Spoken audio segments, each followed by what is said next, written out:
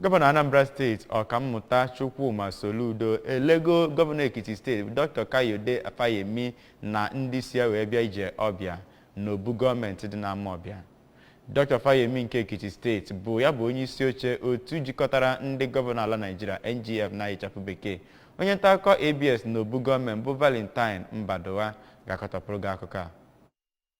Gọvanọ Fayemi, onye nke Gọvanọ Soludo nabatara nnọọ nke ọma, bụ onye nke bịara njem nkwanye ugwu nyegara gọvanọ nke Anambra Steeti. N'okwu ya ogo na-akọwa ebumnobi ya ka dọkịta Fayemi mere ka amata na otenarị ọ na-enebanye anya n'etu esi aga na Anambra Steeti ma kọwaa na ya na gọvanọ Soludo bụ ndị nke dị na mma site n'oge gboo. O mere ka amata na ọchịchị gọvanọ Soludo bụ nke ga-eweta udo, ezi nchekwa na ọganihu na Anambra Steeti.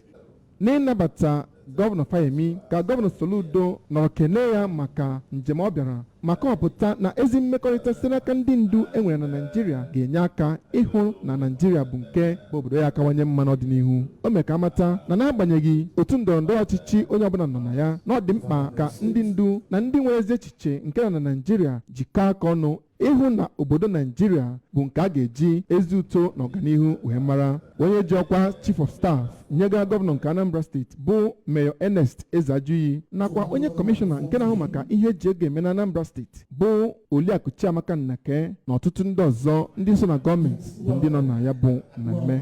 Site na obi gọọmenti nke dị n'Awka, abụ m Valentine Mbadowa.